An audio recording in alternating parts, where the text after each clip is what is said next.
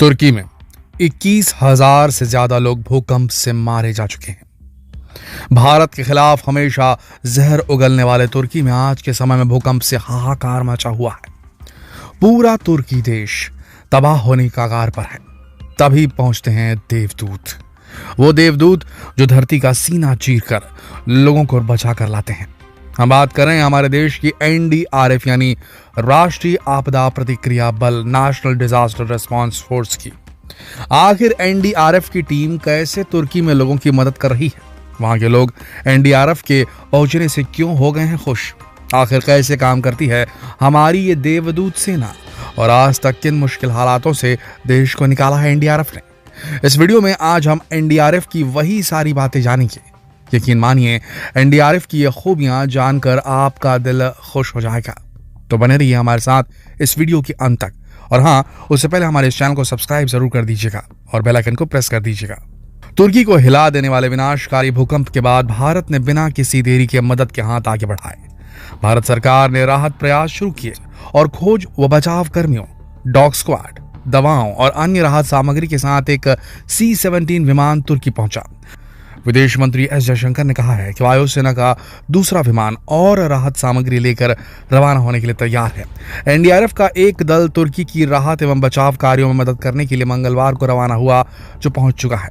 तुर्की में आए 7.8 तीव्रता के शक्तिशाली भूकंप से हजारों लोगों की मौत हुई है। दोस्तों, केवल एनडीआरएफ ही नहीं, भारतीय सेना का एक दल पूरा अस्पताल स्थापित करने के उद्देश्य से तुर्की निकल चुका है। भारत सरकार द्वारा भूकंप प्रभावित तुर्की की मदद करने के फैसले के तहत तुर्की के लोगों को चिकित्सा सहायता उपलब्ध कराने के लिए भारतीय सेना ने चिकित्सकों की टीम भी भेजी है।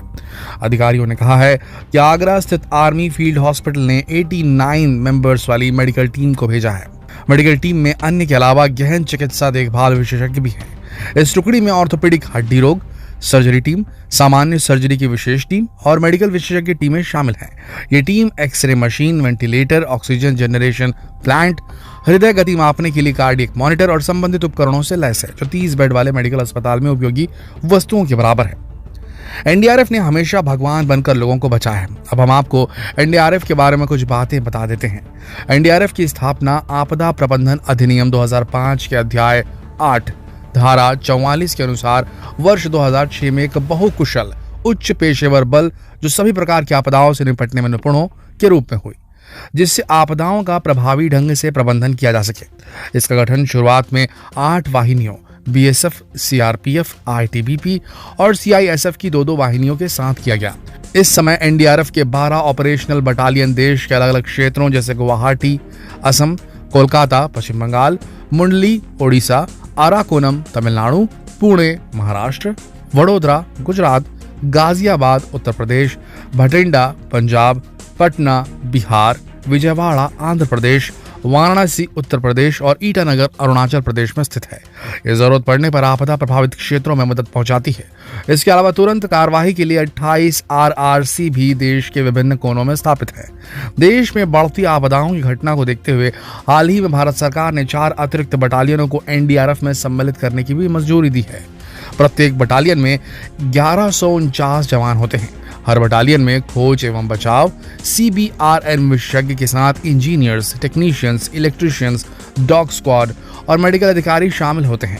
अपनी स्थापना के बाद से अब तक बल ने देश और विदेश में आई विभिन्न आपदाओं में कुल 1,34,413 से अधिक लोगों की जान बचाई है।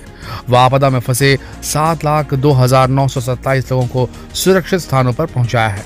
एनडीआरएफ ने देश के साथ ही विदेशों में आई आपदा में भी राहतों के कई सारे कार्य किए हैं। मार्च 2011 में जापान में आई सुनामी और अप्रैल 2015 में नेपाल में आए भूकंप में भी एनडीआरएफ का महत्वपूर्ण योगदान रहा है तथा वहां की सरकारों और नागरिकों ने एनडीआरएफ के काम को काफी सराहा है। एनडीआरएफ ने आज तक देश में कई सारे ऐसे हादसों में मदद की है जिन्हें देखकर हर कोई हैरान रह जाएगा। बात चाहे भूकंप की हो या फिर बाढ़ की या फिर किसी पुल के टूटने की, आप एक बात सुनते ही होंगे, मौके पर पहुंची एनडीआरएफ की टीम। और इतना सुनने के बाद मानो मुश्किल में फंसे लोगों की जान में जान आ जाती है।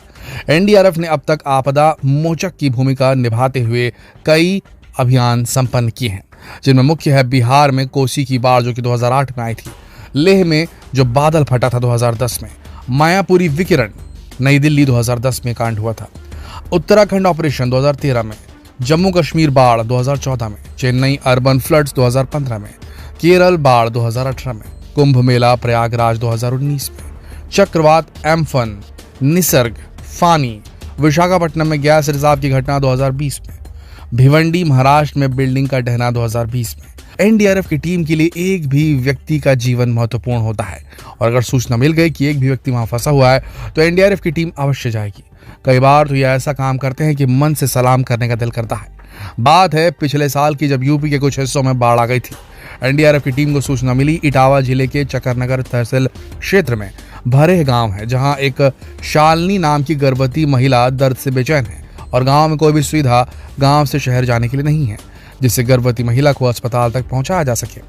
इसकी सूचना औरैया जिले में तैनात एनडीआरएफ के जवानों को लगी तो वो इटावा जिले के भरेह गांव के लिए बोट से निकल पड़े। एनडीआरएफ टीम के जवानों ने अपने फर्ज और ड्यूटी का कर्तव्य निभाते दूसरे जिले में जाकर गर्भवती महिला को घर से रेस्क्यू कर यमुना की बाढ़ से निकालकर बोट से औरैया जिले के सिकरोड़ी गांव ले आए। यहाँ महिला को औरैया जिले के प्रशासन ने वाहन साधन से अस्पताल भेजा। इस कार्य को देखते हुए बिहार के लोग एनडीआरएफ की सराहना बहुत करते हैं। एनडीआरएफ की सफलता की कहानी हम आपको बताते हैं नेपाल में आए 3 तरफा भूकंप की बात से। 11 मार्च 2011 की जब नेपाल में भूकंप आया, यह देश पूरी तरह से बर्बाद होने की कगार पर आ गया था। इन हालातों में जब दुनिया भर की राहत और बचाव एजेंसियां जापान से वापस आ रही थी, तब वहां कदम रखा भारत की नेशनल डिजास्टर रिस्पांस फोर्स यानी कि एनडीआरएफ ने। उस टीम को लीड कर रहे थे तब एनडीआरएफ के कमांडेंट रहे आलोक अवस्थी। बताते हैं, उन्होंने बताया, पूरा शहर एक बड़ा कबाड़ घर जैसा दिख रहा था। कोई भी निर्माण का सबूत नहीं था। चारों तरफ केवल मलबे का ढेर था। गाड़ियां छतों पर जा अटकी थी, सड़कें बह गई थी और बड़ी संख्या में लोग लापता थे। पानी, न बिजली और ऊपर से रेडिएशन का खतरा। सबसे बड़ा चैलेंज था अपने लोगों की जान की हिफाजत करते हुए दूसरों की जान बचाना। हालांकि उस समय तक मलबे से किसी के जिंदा बचे होने की उम्मीद बहुत कम थी। लगातार 10 दिनों के राहत कार्य और बचाव अभियान के बीच दोनों देशों को और करीब आने का मौका मिला। दोस्तों, एनडीआरएफ ने जापान में बेहतरीन काम किया, नेपाल में बेहतरीन काम किया। कई जगह भारत ने अपनी इस बेहतरीन फोर्स को भेजा है एनडीआरएफ को, और अब एनडीआरएफ तुर्की पहुंची है। तुर्की की आपदा बेहद बड़ी है। अब जो बचे हैं उनकी मदद वहां करना बहुत जरूरी हो गया है, क्योंकि वहां पर काफी स्थिति एकदम दयनीय हो गई है।